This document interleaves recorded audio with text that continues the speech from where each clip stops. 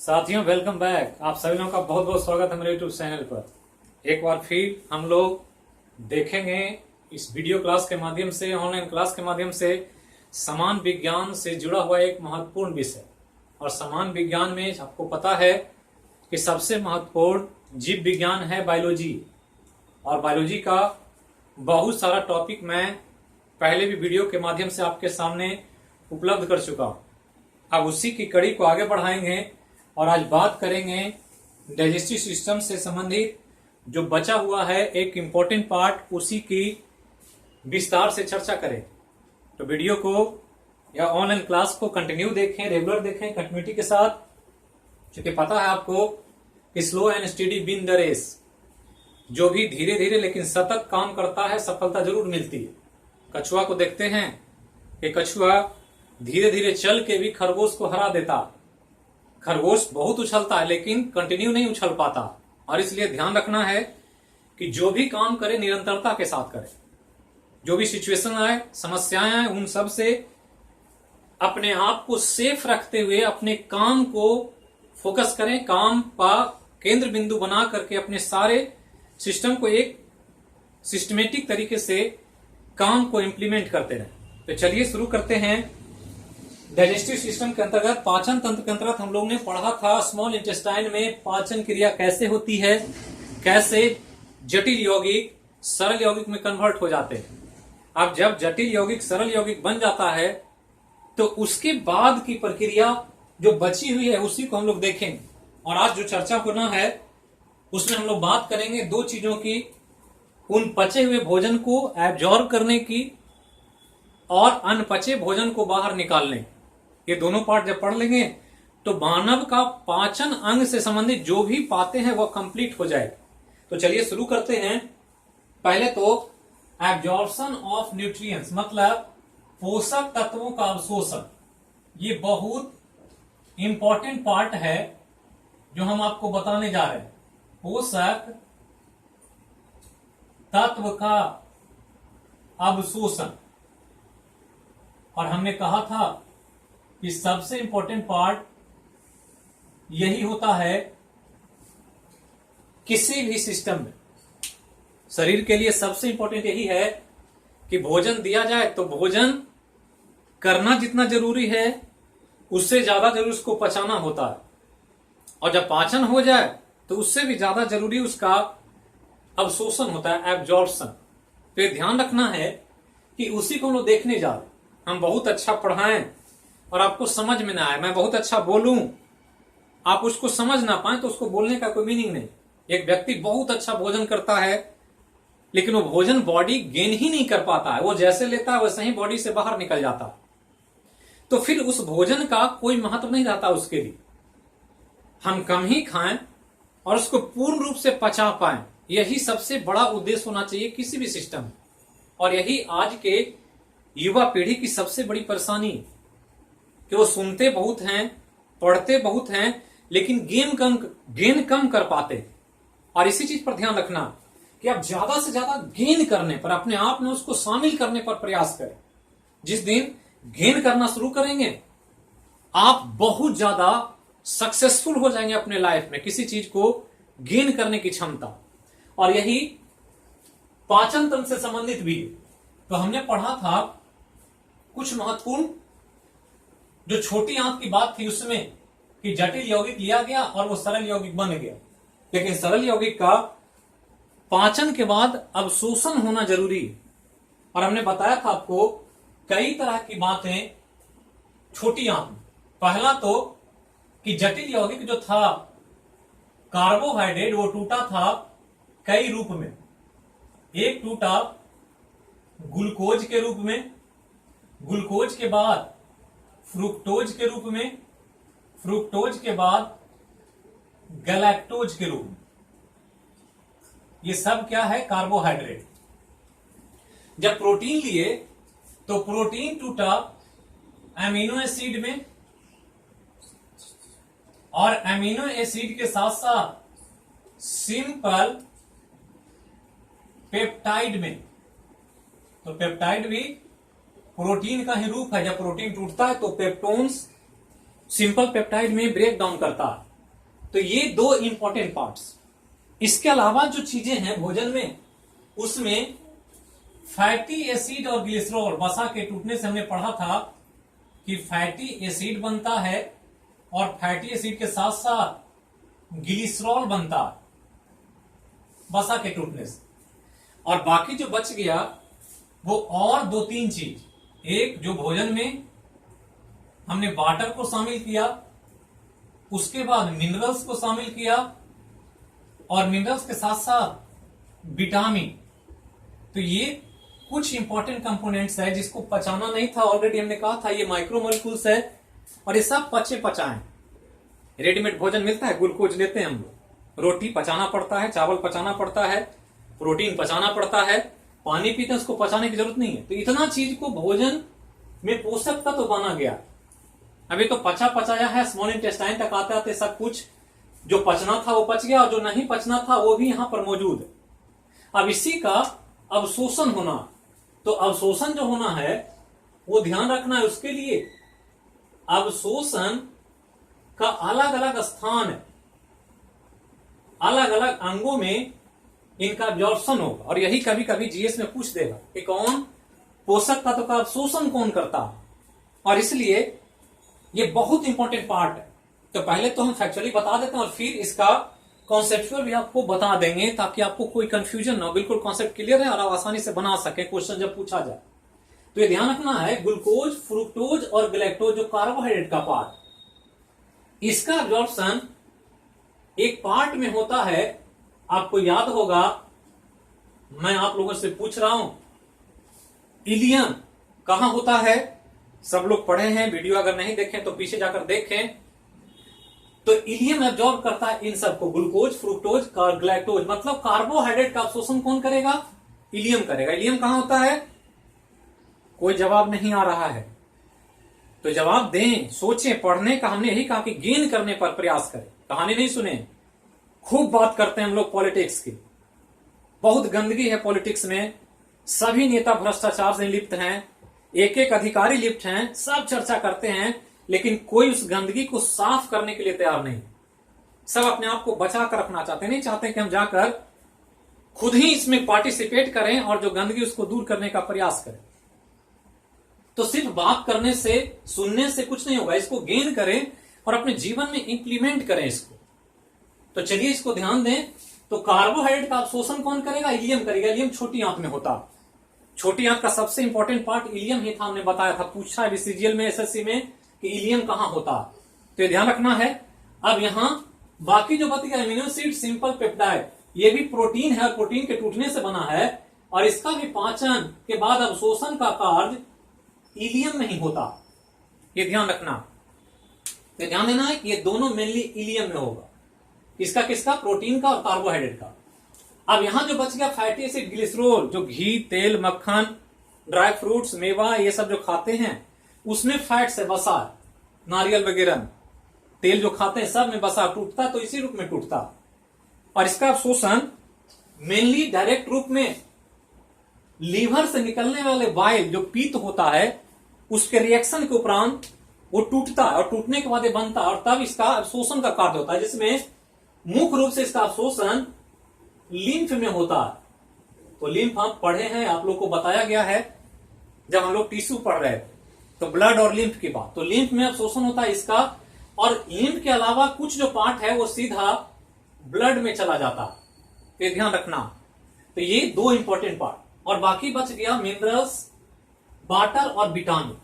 ये तीनों तो ऑलरेडी पचाया है, पचाने की जरूरत नहीं है।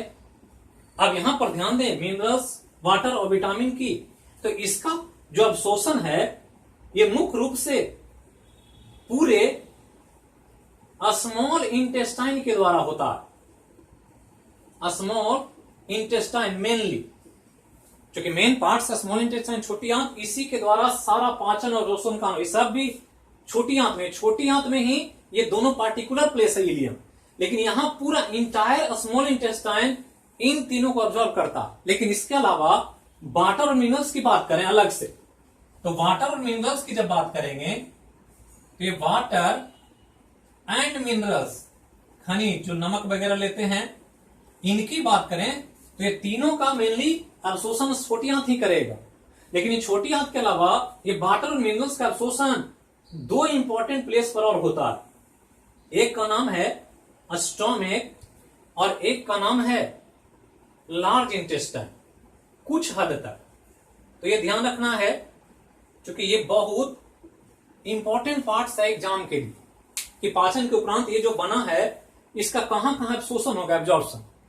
लेकिन ये अब्जॉर्प्शन होगा कैसे? तो अब्जॉर्प्शन मेनली इन तीनों का करना है। ये तो पचा पचाया है ही, जहां इसको मौका मिलेगा स्टोमक में या लार्ज इंटेस्टाइन में या पूरे स्मॉल इंटेस्टाइन में, सब जगह इनका अब्जॉर्प्शन होता रहता है कंटिन्यूअसली।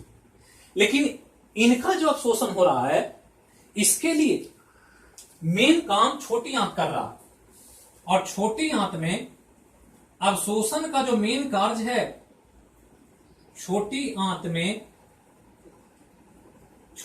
में अवशोषण का मुख्य कार्य, अवशोषण का मुख्य कार्य एक स्ट्रक्चर करता है जिसका नाम आप याद रखें, अक्सर पूछा जाएगा। और ये कार्य जो करेगा इसको विली कहते हैं, विली। यही सबसे इंपॉर्टेंट पार्ट है एग्जाम के लिए कि कौन करता है, तो विली करता है। ये छोटी आंत का ही पार्ट है, ये सब जो हो रहा है ये विली से हो रहा है, तो मेन काम विली का। यही सबसे इंपॉर्टेंट पार्ट है एग्जाम में, यही पूछता है। विली को विराई भी बोलते हैं, बिल्ली भी बोल सकते हैं। तो बिल्ली नहीं है, एक्चुअली में विली है, तो ध्यान रखना है विली। अब विली का थोड़ा सा डिटेल स्ट्रक्चर ध्यान दें। अब डिटेल स्ट्रक्चर की जब बात करेंगे तो छोटी आंत को जब हम देखे हैं, हमने बड़ी तरह से चित्र के माध्यम से कई जगह पर हमने दिखाया, अब उसी को हम यहां पर थोड़ा सा डिटेल आपको बनाकर दिखा रहे हैं। यही हमारा छोटी आंत है। छोटी आंत का ये पाइप का आउटर लाइनिंग है, पाइप का बाहरी लेयर, और अंदर का जो लेयर है वो ऐसे इस प्रकार से ये बना होता है अंदर में। तो पाइप है, पाइप के अंदर का पार्ट है, ये पाइप है ऐसे, और ऐसे ऐसे प्रोजेक्शन है, ऐसे ऐसे निकला हुआ, और जब प्रोजेक्शन निकला हुआ यही विली है, इसी का नाम विली।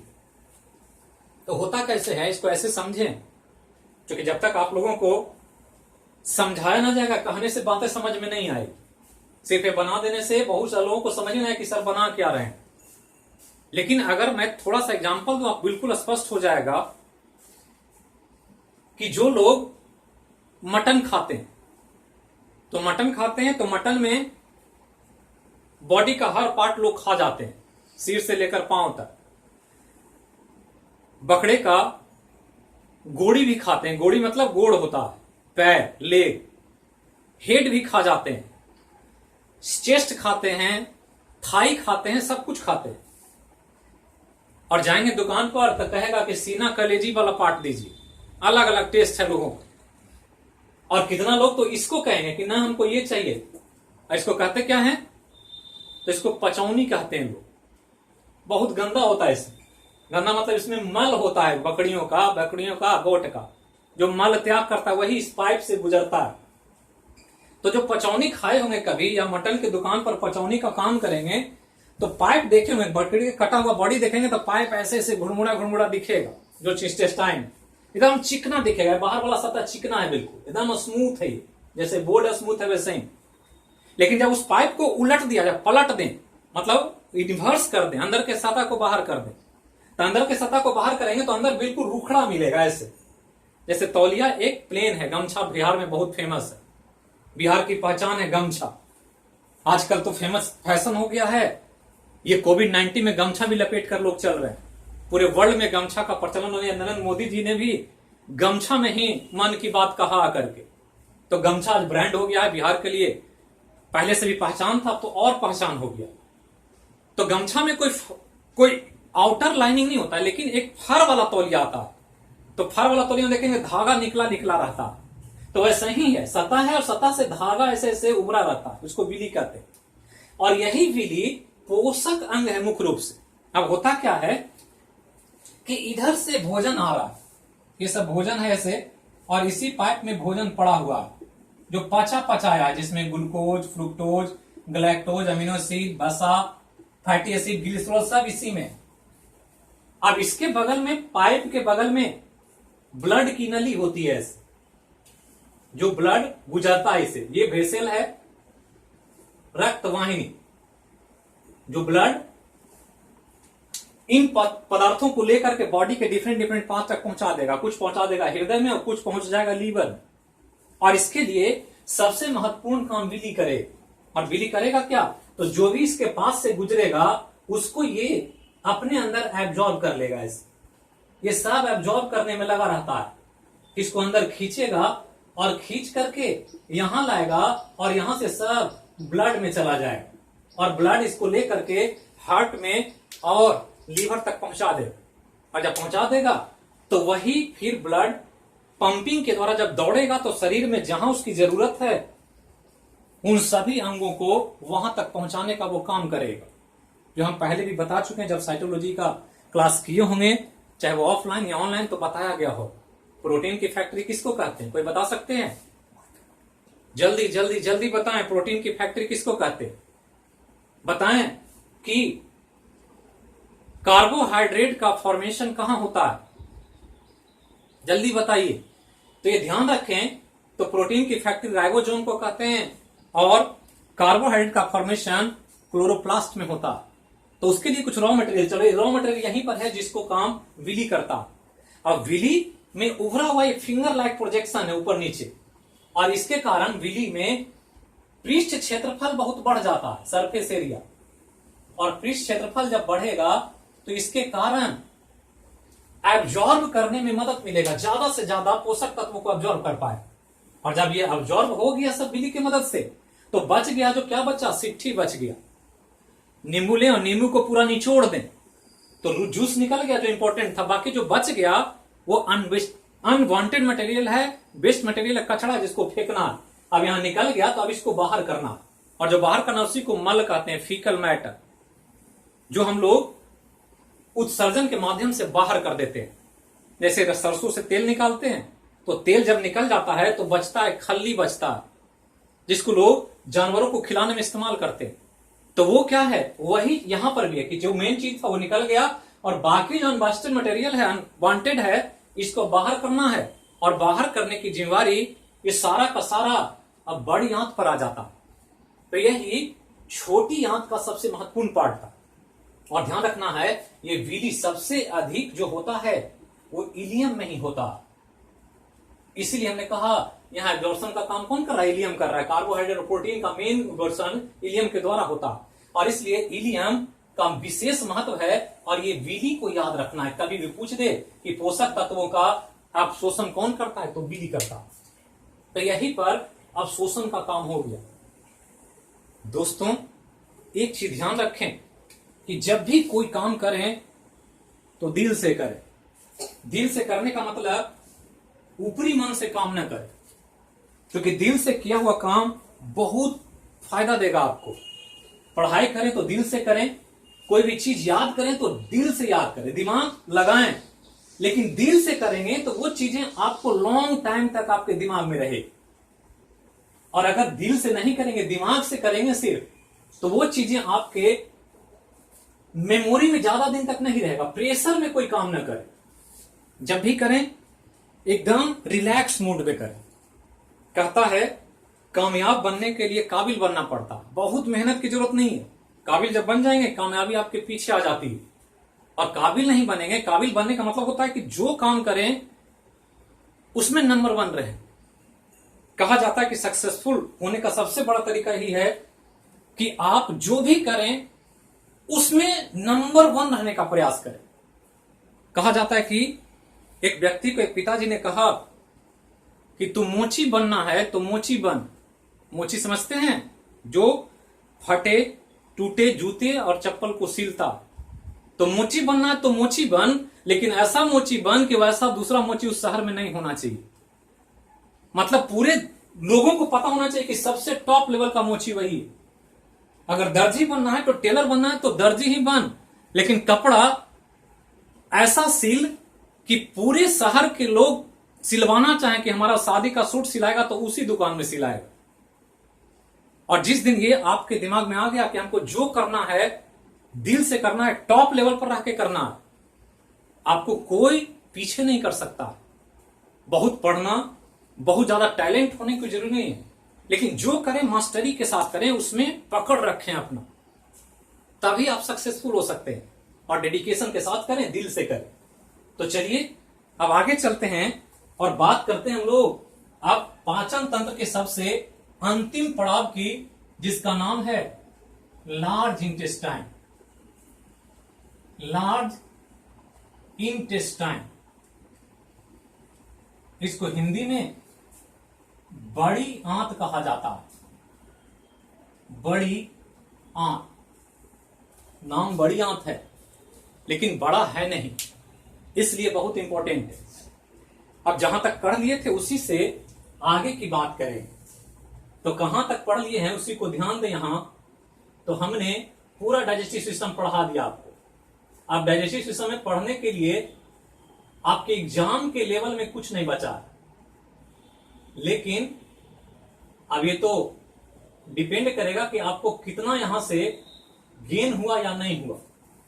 अगर गेन हो गया होगा तो मेरा क्लास लेना सार्थक और आपका पढ़ना सार्थक। इसलिए हमने कहा कि जो भी कीजिए दिल से कीजिए, दबाव में मत कीजिए। पिताजी के डंडे के डर से नहीं कीजिए, गुरुजी के डंडे के डर से नहीं कीजिए कि डंडा लगेगा तभी हम पढ़ें, तो फिर उस पढ़ाई से कुछ नहीं होगा। आपको खुद जिज्ञासा होनी चाहिए कि हमको ये चीज जानना है, और अगर जानते नहीं हैं तो फिर कोई फायदा नहीं। अब कहते हैं कि लोग आजकल पूजा करते, तो पूजा भी करते तो मन से नहीं करते, इसलिए भगवान जी खुश नहीं होते। दिमाग पूजा पर होता है, दिमाग मोबाइल पर भी होता है कि कहीं मैसेज तो नहीं आएगा किसी गर्लफ्रेंड का, किसी बॉयफ्रेंड का, कोई मैसेज आ गया होगा, छूट ना जाए, कॉल मिस ना कर जाए, तो फिर भगवान से भी आपकी दिल नहीं लगेगी। तो यही स्थिति हर जगह है।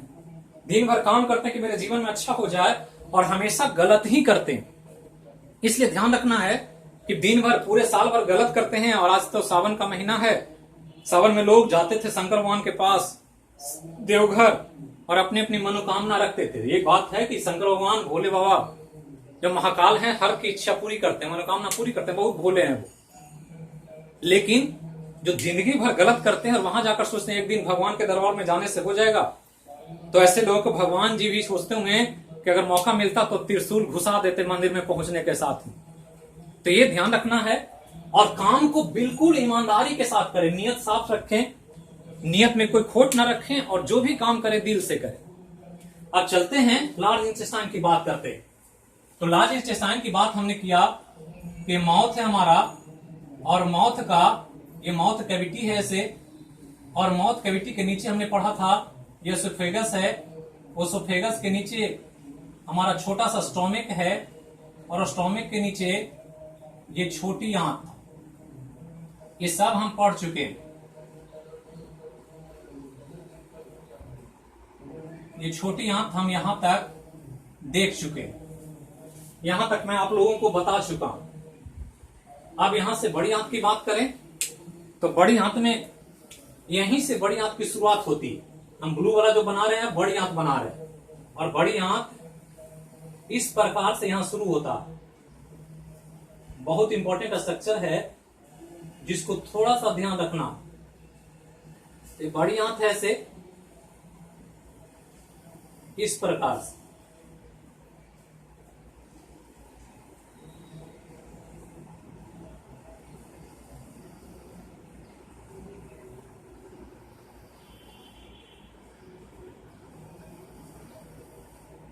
तो यही बड़ी आंत। यहां तो दिख नहीं रहा होगा आप लोग को, स्पष्ट नहीं दिख रहा, इसलिए हम उसको फिर से बनाते हैं। यहां तक आप देख चुके हैं छोटी आंत, तो बड़ी आंत को इधर हम बाहर कर रहे हैं। अब बड़ी आंत को जब बाहर करेंगे तो एक्चुअली में बड़ी आंत इस प्रकार का एक संरचना है।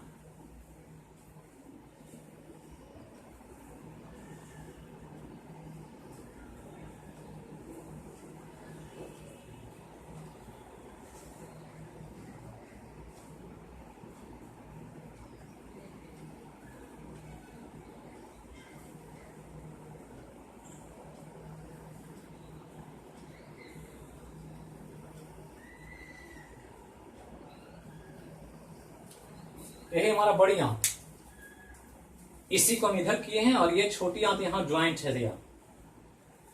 तो छोटी आंत आया, बड़ी आंत में जुड़ा, तो ये बड़ी आंत, लार्ज इंटेस्टाइन की बात कर रहे हैं। तो इस चित्र को हम इसलिए बनाए कि कॉमनली आपको समझ में आए कि कैसे एलिमेंट्री कैनाल या जो आहार नली है उसकी बनावट। तो छोटी आंत तक हम पढ़ चुके हैं, ये पाइप यहां जुड़ा, इसको यहां जोड़े हैं। अब ये बड़ी आंत, अब इस चित्र को हम हटाते हैं ताकि आपको चीजों को समझ में आए। तो ये ऐसे है, अब इस रूप में यहां ध्यान दें, तो यही बड़ी आंत का चित्र है। बड़ी आंत है लेकिन छोटी आंत से छोटा है। बड़ा इसलिए है कि ध्यान रखना है कि इसका व्यास अधिक है। व्यास समझते ही होंगे, व्यास अधिक है। व्यास मतलब डायमीटर होता, मतलब पाइप जो है मोटा, पतला पाइप नहीं है। ये पतला था छोटी आंत, इसलिए इसको स्मॉल इंटेस्टाइन कहते, लेकिन लंबाई इसकी ज्यादा थी। हमने कहा था 6 से 8 मीटर इसकी लंबाई होती है, लेकिन ये मोटा पाइप है क्योंकि इससे अब मल पदार्थ को बाहर आना है। तो मल को निकालने के लिए ड्रेनेज सिस्टम जानते ही होंगे कि थोड़ा सा बड़ा नाला देते हैं ताकि गंदगी जल्दी बाहर आ जाए, रुकावट ना हो। तो यहां पर गंदगी को बाहर आना है, भोजन जो पचा और पचने के बाद जो सिट्ठियां बच गई उसको यहां से निकालना है बाहर, इसलिए पाइप मोटी है लेकिन लंबाई ज्यादा नहीं है। और लेंथ की बात करें इसका, तो लंबाई जो है ये ज्यादा नहीं, और लंबाई इसकी कुल औसत के रूप में 2 मीटर है। 1.5 से 2 मीटर लंबाई का ये पाइप है जिसके द्वारा अनपचे भोजन को बाहर करना। अब यहां पर जो मेन आपके एग्जाम के लिए इंपॉर्टेंट है कि यहां उद्देश्य क्या है इसका, या क्या फंक्शन करेगा। तो आहार नली, हम पाचन तंत्र पढ़ रहे हैं और पाचन तंत्र में भोजन को पचाने संबंधित कार्य। लेकिन यहां क्या है कि लार्ज इंटेस्टाइन आहार नली का वह अंग है, वह अंग है, मतलब वैसा अंग है जहां पाचन का कार्य नहीं होता।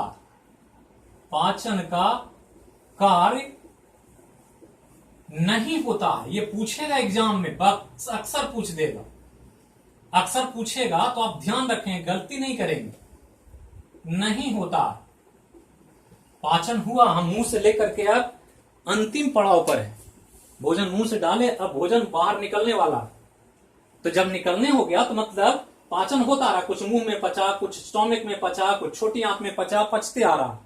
लेकिन ये ऐसा अंग है यहां पर कोई पाचन का कार्य नहीं होगा। तो पूछ देगा, ऑप्शन यही दे देगा कि इनमें से आहार नली का कौन सा ऐसा संरचना है जहां पाचन का कार्य नहीं होगा। तो बड़ी आंत में नहीं होगा। अब क्यों नहीं होगा, तो नहीं होने का वजह जानना है। तो कभी कभी ऐसे पूछ जाए कि पाचन का कार्य नहीं होता है, क्यों? इसलिए कि लार्ज इंटेस्टाइन में कोई भी एंजाइम का फॉर्मेशन ही नहीं होता। एंजाइम का फॉर्मेशन नहीं होता, ये ध्यान रखना। क्योंकि पाचन के लिए एक इंपॉर्टेंट केमिकल चाहिए, जब तक केमिकल नहीं होगा तब तक पाचन नहीं होगा। जहां जहां पाचन है वहां वहां एंजाइम है, और इसलिए ये ध्यान रखना कि यहां एंजाइम होता ही नहीं, बनता ही नहीं है, नहीं बनता। और जब एंजाइम नहीं बनेगा तो पाचन क्रिया नहीं होगा। तो पाचन क्रिया नहीं होगा, इसलिए बहुत इंपॉर्टेंट दो चीज, पाचन क्रिया नहीं होता। क्यों नहीं होता? क्योंकि एंजाइम ही नहीं बनता है यहां पर। अब यहां चले कि अब नहीं बनता है तो करता क्या है, तो 2 काम करेगा। एक काम जो अभी हम बताया था आपको अवशोषण के समय किया, एक तो वाटर तथा मिनरल्स को अवशोषित करेगा। जो खनिज लवण है जो चला आया है पाचन के उपरांत, इसको अवशोषित कर लेगा, एक्स्ट्रा वाटर को निकलने नहीं देगा बाहर। तो 2 चीज करेगा कि वाटर और मिनरल्स को एब्जॉर्ब करके बॉडी में शामिल कर देगा ताकि शरीर से पानी ज्यादा ना निकले और मिनरल्स बाहर ना निकले।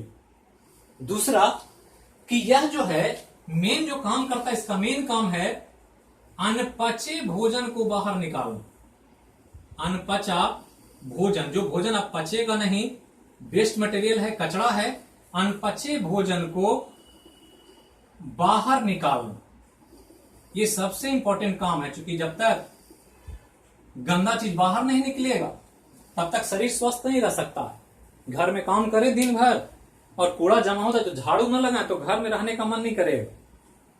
वही स्थितियां है कि अब पचा गया भोजन तो जो सिट्ठियां बची हुई है उसको शरीर से बाहर निकाल, चुके नहीं बचे निकालेंगे वो सड़ेगा शरीर में, इसलिए वो बदबू देता है। जो मल त्याग करते हैं तो उसमें एक स्मेल होता है। स्मेल भी जरूरी है, स्मेल नहीं होगा मतलब वो डिकम्पोज नहीं हो रहा है, बैक्टीरिया काम नहीं कर रहा। तो ध्यान रखना है कि इसी को बाहर निकालना है, और ये बाहर निकालने की क्रिया एक इंपॉर्टेंट कार्य के रूप में देखी जाती है, जिसको हम लोग उत्सर्जन कहते हैं। ये ध्यान रखना, एक्सक्रीशन मतलब मुख्य काम उत्सर्जन का है इसका, और एक्सेसरी काम के रूप में वाटर और मिनरल्स को भी एब्जॉर्ब करता है। एंजाइम नहीं बनता है, हमने देखा पाचन क्रिया नहीं होता है, लेकिन जहां जहां होता है, मुंह में टाइलिन एंजाइम मिला, स्टोमक में आए तो रेनिन पेप्सिन मिला, जब छोटी आंत में आए तो बहुत सारा एंजाइम था। यहां पर कोई एंजाइम नहीं, इसलिए पाचन क्रिया नहीं हो। अब ये जो काम करना है उत्सर्जन का, इसके लिए ये छोटी आंत की बनावट हुई, और छोटी आंत की बनावट के लिए यहां पर ध्यान रखना है कि छोटी आंत के पाचन के उपरांत जो बड़ी आंत का बनावट है उसमें 3 संरचना मिला हुआ है। छोटी आंत में भी 3 संरचना था और बड़ी आंत में भी 3 संरचना, और बहुत इंपॉर्टेंट है एग्जाम के लिए। तो पहला तो ध्यान रखना है कि ये जो है पाइप 3 पार्ट में बटा हुआ है। पार्ट कहां कहां से बटा हुआ है? तो एक पार्ट ये है इसके नीचे, एक पार्ट ये है इसके नीचे, और ये वाला पार्ट अलग, 3 पार्ट। तो 3 सेक्शन में है।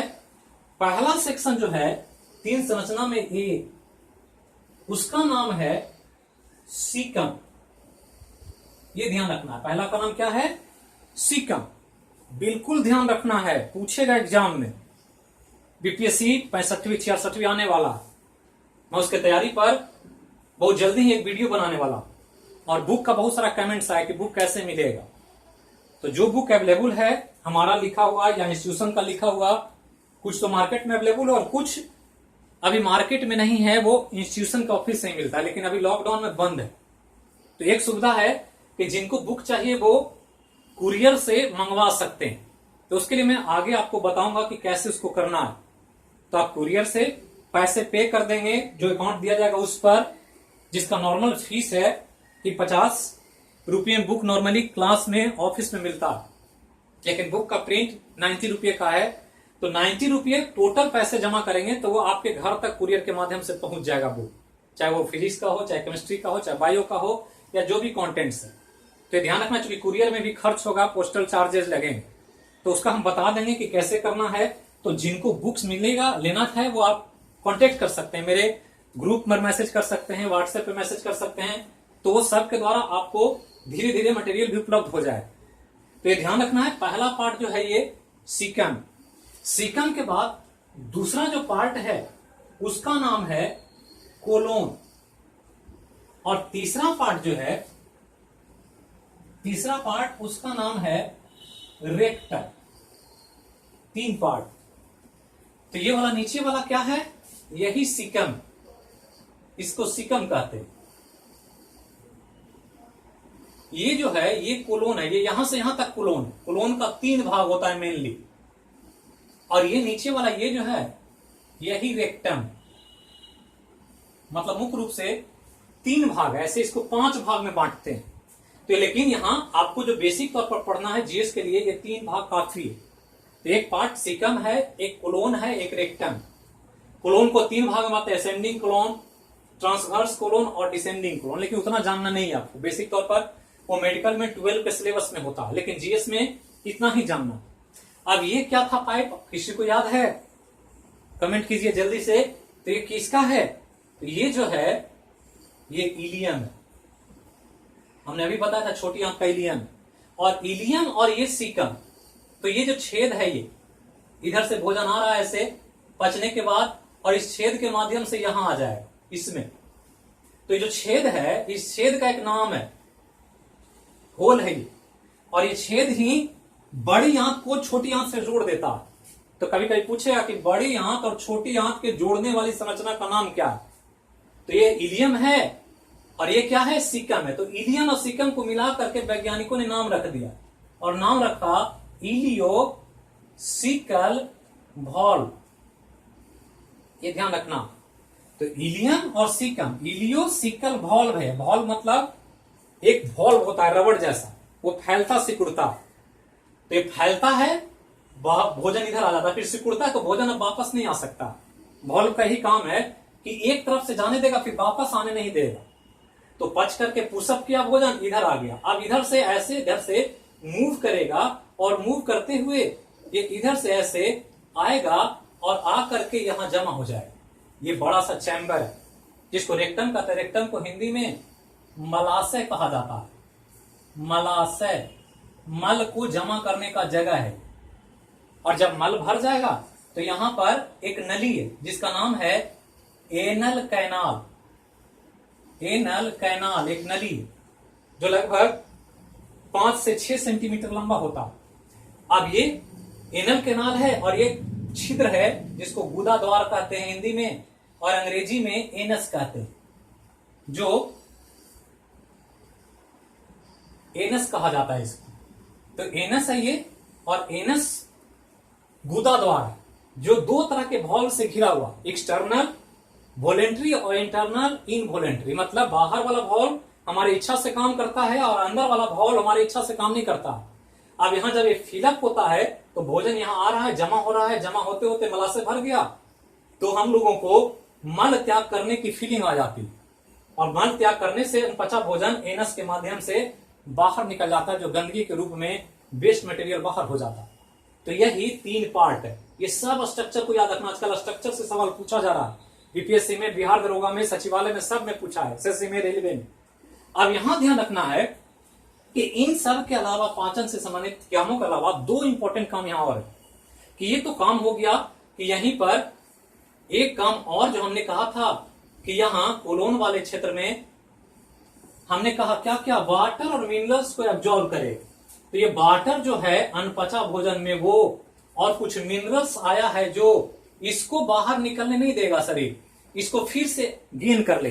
यही लूज मोशन हो जाता है किसी को, तो ये एब्जॉर्ब नहीं हो पाता तो पतला लैट्रिन होने लगता है। जब भोजन को एब्जॉर्ब कर लेता है तो लैट्रिन टाइट होता है, सेमी सॉलिड के रूप में होता है। लेकिन अगर ये नहीं ऑब्जॉर्व करेगा तो लूज मोशन होता है। तो जैसे ही लूज मोशन होता है देखते हैं कमजोरी आ जाती है, तुरंत लगता है शरीर में ताकत नहीं। ताकत क्यों नहीं है? क्योंकि जो नहीं निकलना था वो भी अब भोजन स्टूल के माध्यम से, लैट्रिन के माध्यम से बाहर निकल जा रहा है।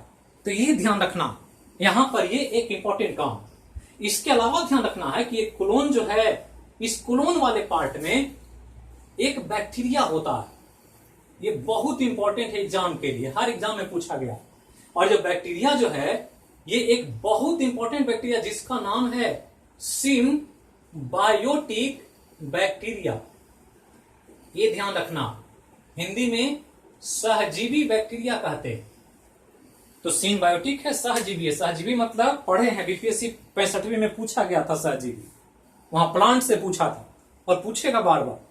तो सहजीवी का मतलब क्या? साथ साथ जीने वाला, मतलब ये भी जिए हम भी जिए, ये बैक्टीरिया भी जिए और जिस बैक्टीरिया जिसके पेट में है वो भी जिए, दोनों साथ साथ जिएगा। लेकिन दोनों किसी को नुकसान नहीं पहुंचाएगा। बैक्टीरिया हमें कोई नुकसान नहीं पहुंचाता, बीमारी भी नहीं देता है, बदले में ये हमसे भोजन ले लेता है और हमें क्या करता है कि ये बैक्टीरिया हमारे लिए कुछ विटामिन का निर्माण कर देता है। यहीं पर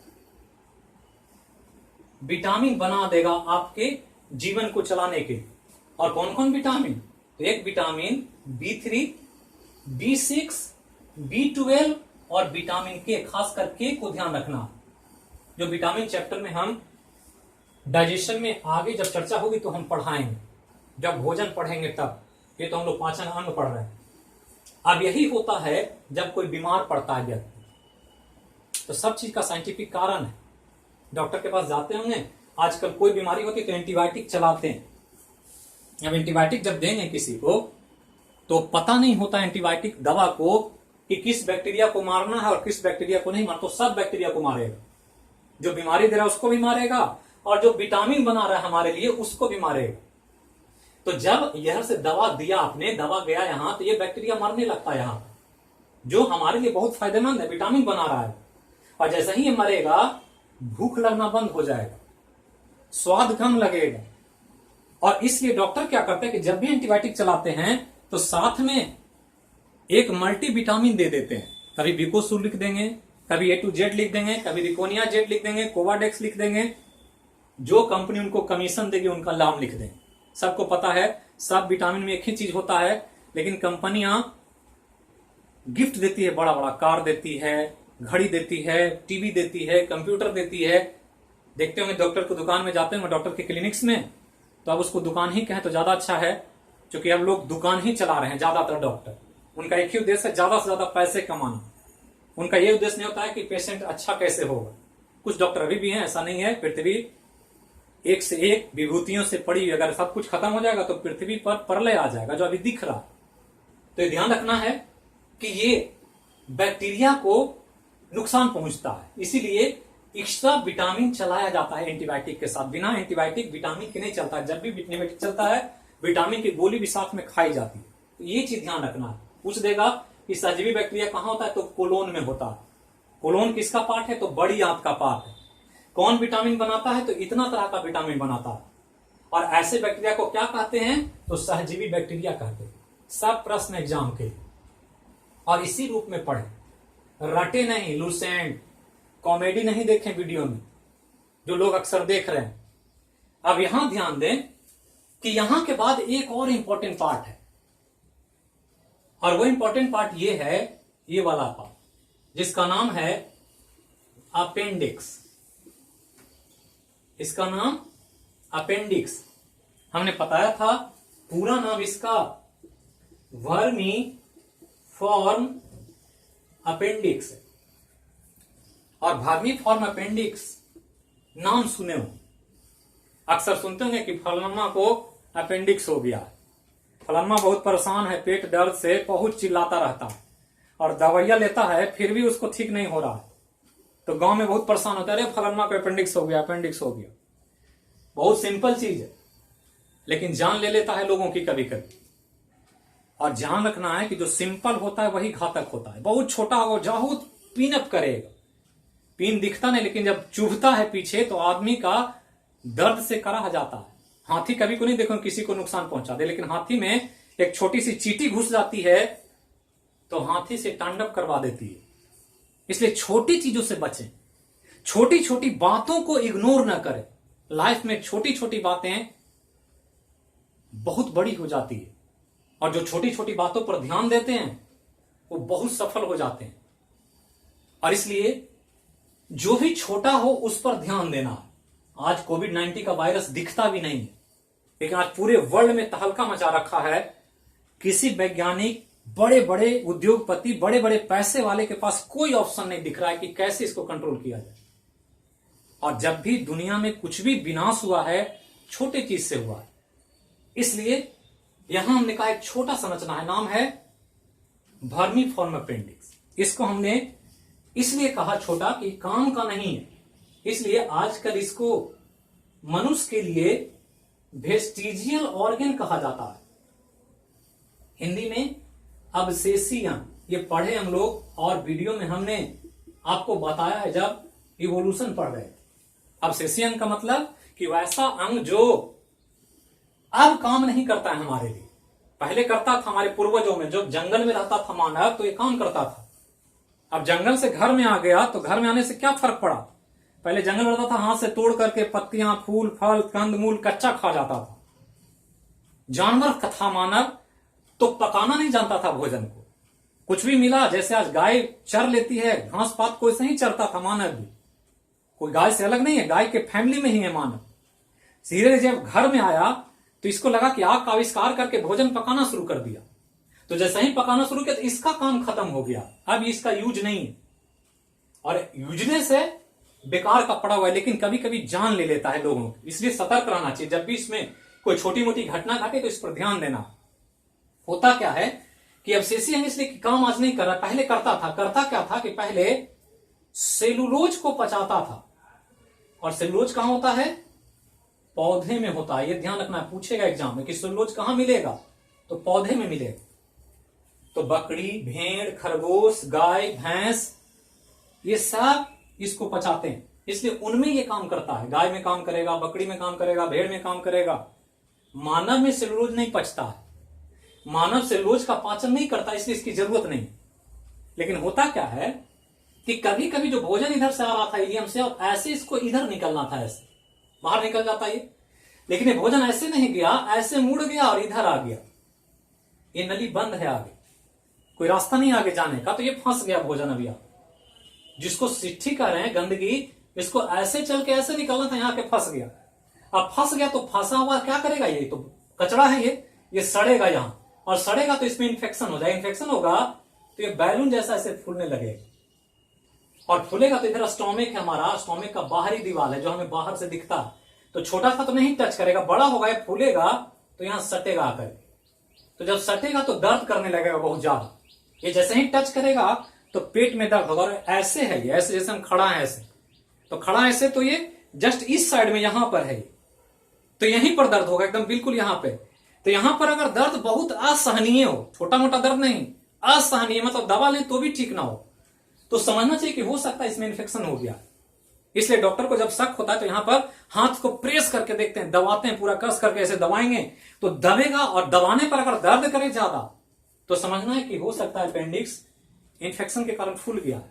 और अगर ध्यान नहीं दिए तो ये फटेगा ही, और फटेगा तो इसमें पस होता है, पूरा रिंग बना हुआ है, और पस फैल जाएगा पूरे पेट में, जो जहर का काम करेगा, आदमी का जान लगेगा, फिर कोई उपाय नहीं फटने के बाद। लेकिन अगर पता लग जाए कि हो गया इन्फेक्शन, तो डॉक्टर करते क्या है कि यहां से ऐसे काट देते हैं, काट करके इसको निकाल कर बाहर ले देते हैं, और यहां सिलाई कर देते हैं, क्योंकि इसका यूज नहीं है, तो सर्जरी करके इसको आसानी से ठीक किया जा सकता है। और ये सिचुएशन अगर किसी में आ गया तो ये एक बीमारी होता है जिसका नाम अपेंडिसाइटिस है। ये ध्यान रखना है, क्या नाम है? अपेंडिक्स बीमारी नहीं, अपेंडिक्स एक अंग है, और उस अंग में अगर इंफेक्शन हो गया तब वो बीमारी हो गया जिसका नाम अपेंडिसाइटिस है। राइट साइड में नाभि के नीचे, पेल्विस के ऊपर, कमर के ऊपर और नाभि के नीचे सेंटर पार्ट में अगर बहुत ज्यादा दर्द हो, वो अपेंडिक्स 90% क्रिएट करता है। बहुत ज्यादा दर्द होना चाहिए, नॉर्मल दर्द नहीं, लेकिन दर्द हो तो ध्यान देना है, इग्नोर नहीं करना। तो यही बड़ी आंत की बात, भोजन ऐसे आया, पाचन करके निकल गया, जो क्रिया कंप्लीट करनी थी, पाचन तंत्र या पाचन अंग आपका डाइजेस्टिव सिस्टम पूरा ओवर हो गया, कंप्लीट हो गया। इसको वीडियो को सिस्टमेटिकली देखें प्लेलिस्ट में जाकर, और कंटिन्यूअसली 4 बजे आपके लिए वीडियो आ रहा है। 1-2 दिन में मैं पढ़ाई के तरीके के आधार पर सैटरडे को या संडे को वीकेंड पर एक 66 बीपीएससी के लिए, बिहार दरोगा और सचिवालय के लिए मैं एक अलग से प्रिपरेशन पर एक वीडियो बना करके आपको लिए डालने वाला हूं। एक एग्जाम के लिए एक वीडियो बनाऊंगा, हर वीक में एक वीडियो। दूसरा कि करेंट अफेयर का जो क्लास चल रहा था, बीच में काफी गैप हो गया मेरी तबीयत खराब होने की वजह से, उसको भी मैं शुरू करूंगा और कंटिन्यू करूंगा। सुबह 7 बजे वो करंट अफेयर आपके लिए आएगा। करंट अफेयर में कोई अगर चेंजेज हो तो आप अपना कमेंट बॉक्स में ओपिनियन दे सकते हैं वीडियो के क्लास के माध्यम से। दूसरा कि बहुत जल्दी लाइव क्लास जो स्टार्ट होगा, ये तो चल ही रहा है ऑनलाइन क्लास, उसमें आपको फिर सिस्टमेटिकली सभी वीडियो विषय चलेगा। लॉकडाउन के कारण थोड़ा सा दिक्कत हो रहा है, तो ध्यान रखना है। और जो भी चैप्टर चल रहा है उसके आधार पर चैप्टर के बाद हम प्रैक्टिस भी कराएंगे। जैसे अब डाइजेस्टिव सिस्टम खत्म हो गया है, तो इससे संबंधित 10-12 इंपॉर्टेंट सवाल भी हम डिस्कस कर देंगे चैप्टर के बाद। कल के क्लास में आपके लिए फिजिक्स का क्लास होगा, और फिजिक्स में हम लोग बात करेंगे संतुलन, इक्विलिब्रियम, कि कैसे पिंडों को संतुलित किया जाता है।